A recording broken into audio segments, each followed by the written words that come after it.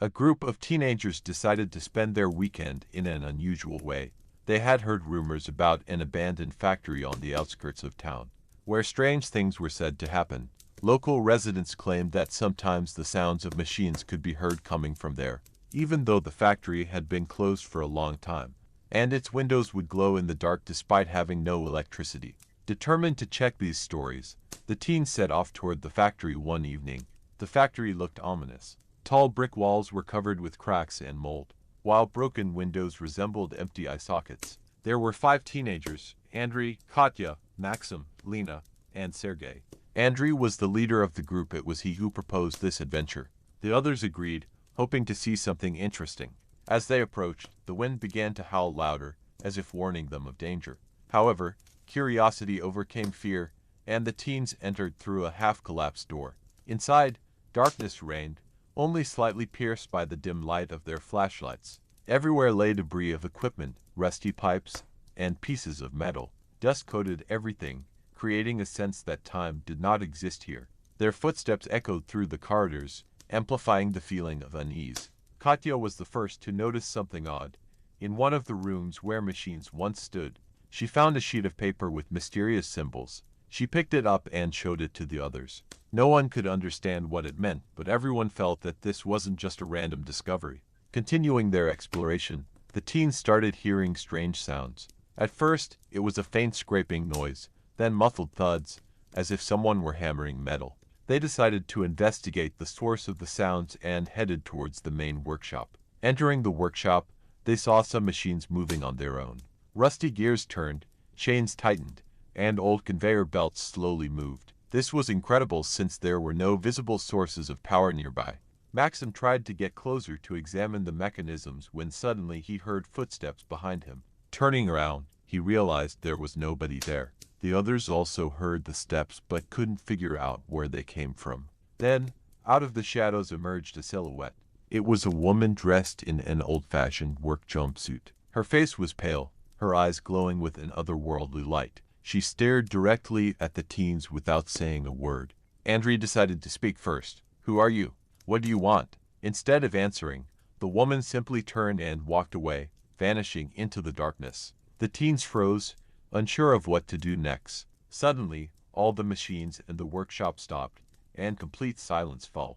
Then came a loud metallic bang, and the machines restarted, this time much louder and more aggressively. The teens knew they needed to leave immediately. They ran, but each step was accompanied by new sounds: creaking doors, knocks, and unseen hands clapping. It seemed as if the entire factory had come alive and wanted to detain them. Katya lagged behind a bit and suddenly saw the same woman appear before her. The woman reached out as if trying to grab the girl. Katya screamed and ran faster, catching up with the rest of the group. Finally, they made it outside, but their pursuit continued. The factory gates slammed shut behind them with a deafening crash. They kept running as fast as they could until they were far away from the cursed place. When they finally stopped to catch their breath, Andrei noticed that Katya's arm bore the imprint of the ghost woman's hand. The mark was cold and damp, as if left by someone who had recently emerged from water. After that night, none of them ever returned to the factory again. They tried to forget what happened, but the memories continued to haunt them. Each of them dreamt of the woman who watched them with a cold, grim expression. It's been a year since the group of teenagers went through that eerie evening at the abandoned factory. Life had gradually returned to normal, but the memory of that incident still troubled each of them, especially Andrei, who felt responsible for what had happened. One evening, sitting at home, Andrei received an unexpected message from Max. He wrote that he'd found some documents related to the factory and needed help understanding them. Andrei immediately recognized that it was about the same piece of paper, with symbols they'd found inside the building. He met Max at a cafe near their school. Max pulled out a thick folder filled with documents from his backpack and laid them out on the table. Among the papers were old photos of workers, building blueprints, and reports of incidents at the factory. "I found this in our school archives," Max said. "There's information here about what happened at the factory before it was closed down. Apparently, there were strange occurrences there long before we visited." Andrei examined the documents closely. One particular photo caught his eye. It showed the same woman in the work overalls they'd seen in the workshop. Beneath the photo was a name, Anna Petrova. "Who is Anna Petrova?" Andrei asked. Max opened one of the old newspapers he'd found in the archives. There was an article about a tragedy that had taken place at the factory in the early 20th century.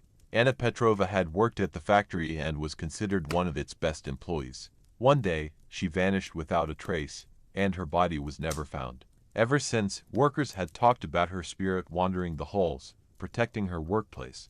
Andrei and Max decided they needed to learn more about Anna Petrova. They consulted a local historian specializing in the city's history. The historian confirmed that Anna Petrova had indeed existed, and was a well-respected employee at the factory. However, her fate remained a mystery. According to the historian, Anna had been in love with one of the factory's engineers. But their relationship ended tragically. The engineer moved to another city, leaving Anna behind. Afterward, she became withdrawn and quiet, devoting all her time to work. One night, when Anna was alone in the workshop, an explosion occurred. The factory caught fire, and many workers perished. Anna tried to save the equipment, but no one saw her after the blast. Officially, she was pronounced dead, although her body was never located. The historian also mentioned that following the tragedy, strange events began happening at the factory. Workers reported hearing footsteps, seeing shadowy figures, and even spotting the ghost of a woman resembling Anna. Now, Andrei and Max understood why Anna Petrova's ghost continued to haunt the factory. She couldn't find peace because her work and love remained unresolved. They resolved to return to the site of the former factory to attempt contact with Anna's spirit and help her find peace. The location where the factory once stood was now an overgrown lot filled with grass and bushes. Remains of the foundation poked out of the earth, reminding them of the past. Andrei and Max lit candles and arranged them in a circle on the ground. They began to pray, asking for forgiveness from Anna's spirit and offering their aid. Suddenly, the wind picked up, and the tree leaves rustled. A figure emerged from behind the bushes, a woman in a work overalls. It was Anna Petrova. She approached the boys and halted before them. "Why have you returned?" she asked quietly. Andrei responded, "We want to help you, Anna. You deserve peace. Tell us what we can do." Anna gazed at him with her sad eyes and said, "I need the one I loved. Only then can I leave this place." Andrei and Max glanced at each other.